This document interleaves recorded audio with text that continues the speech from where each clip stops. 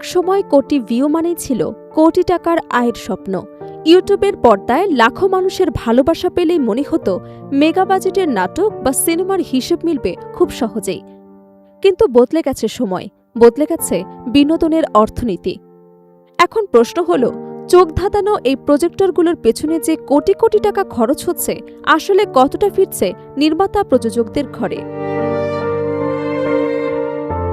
বিনোদন জগতে এখন সবচেয়ে বড় আলোচনার বিষয় মেগা প্রজেক্টর আসল রিটার্ন কোথায়। কয়েক বছর আগেও একটি নাটক প্রকাশের পর মূল লক্ষ্য ছিল ইউটিউব ভিউর রেকর্ড ভাঙা। লাখ লাখ এমনকি কোটি ভিউর সংখ্যা দেখেও অনেকে ধরে নিতেন নির্মাতারা হয়তো বড় অঙ্কের আয় করছেন। কিন্তু ডিজিটাল প্ল্যাটফর্মের বাস্তবতা বদলে দিয়েছে সেই পুরনো হিসেব। বর্তমানে শুধু ইউটিউবের ভিউ ভিত্তিক গুগল অ্যাডসেন্স আয় দিয়ে বড় বাজেটের নাটক, ওয়েব সিরিজ কিংবা সিনেমার খরচ তোলা কঠিন হয়ে পড়েছে। কারণ একটি মেগা প্রোডাকশনে শিল্পী, নির্মাণ, প্রচারণা এবং প্রযুক্তিগত ব্যয় যে বিপুল অর্থ বিনিয়োগ করা হয়, তার তুলনায় সাধারণ অনলাইন আয়ের পরিমাণ অনেক সময় অপ্রতুল হয়ে যাচ্ছে। অন্যদিকে দেশের সিনেমার বাজারও গত কয়েক বছর ধরে অনেকটাই ঈদকেন্দ্রিক হয়ে পড়েছে। ঈদের সময় মুক্তি পাওয়া সিনেমাগুলো ঘিরে তৈরি হয় বড় প্রচারণা। কিন্তু অনেক সময় বাস্তব আয় ও প্রচারণার হিসাবের মধ্যে থেকে যায় বড় পার্থক্য। কয়েকটি প্রেক্ষাগৃহে মুক্তি দিয়ে অল্প সময়ের মধ্যেই কোটি টাকা আয়ের দাবি শোনা গেলেও সেই অর্থের প্রকৃত হিসেব নিয়ে প্রশ্ন থেকেই যায়। এমন পরিস্থিতিতে নতুন আসার জায়গা তৈরি করেছে আন্তর্জাতিক বাজার। দেশীয় সিনেমা এখন শুধু দেশের দর্শকদের জন্য নয়, ছড়িয়ে যাচ্ছে বিশ্বের বিভিন্ন দেশে।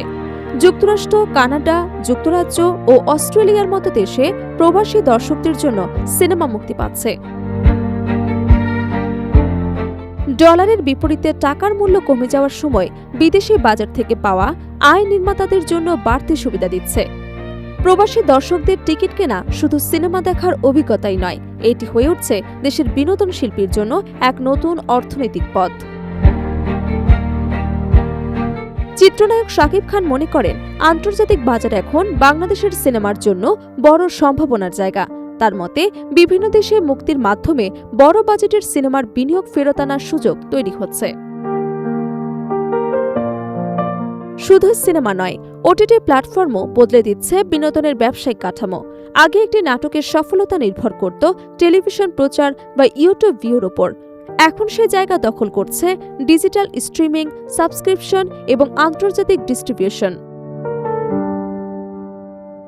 অভিনেত্রী জয়া আহসান মনে করেন, ওটিটি প্রযোজকদের জন্য নতুন একটি বাজার তৈরি করেছে, যেখানে ভালো কন্টেন্ট দেশের গণ্ডি ছাড়িয়ে আন্তর্জাতিক দর্শকদের কাছে পৌঁছাতে পারে।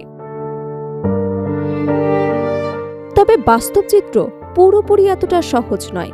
অনেক প্রযোজকের দাবি, কোটি ভিউ হলেও ইউটিউব থেকে পাওয়া আয় দিয়ে অনেক সময় নির্মাণ খরচের একটি ছোট্ট অংশ ফেরত আসে না। ফলে এখন নাটক, ওয়েব সিরিজ এবং সিনেমার জন্য প্রয়োজন একাধিক আয়ের পথ। ওটিটি রাইটস, স্পন্সরশিপ, আন্তর্জাতিক মুক্তি এবং ডিজিটাল ডিস্ট্রিবিউশন। এদিকে বিজ্ঞাপনের বাজারে এসেছে আমূল পরিবর্তন। আগে ঈদ মানেই টেলিভিশন নাটকে বড় বাজেটের বিজ্ঞাপন, কিন্তু এখন অনেক ব্র্যান্ড ঝুঁকছে ওটিটি প্ল্যাটফর্ম ও সামাজিক যোগাযোগ মাধ্যমের দিকে।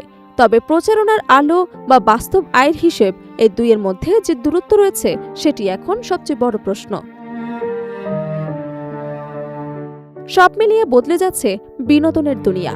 এখন শুধু কোটি ভিউ নয়, গুরুত্ব হয়ে উঠেছে কতজন দর্শক, কোন বাজার, কোন প্ল্যাটফর্মে এবং কিভাবে সেই কন্টেন্ট থেকে আয় তৈরি হচ্ছে। কারণ চকচকে প্রচারণার আড়ালে আসল লড়াই এখন একটাই, মেগা প্রজেক্টের কোটি টাকার স্বপ্ন শেষ পর্যন্ত কতটা ফিরিয়ে আনতে পারছে নির্মাতাদের ঘরে।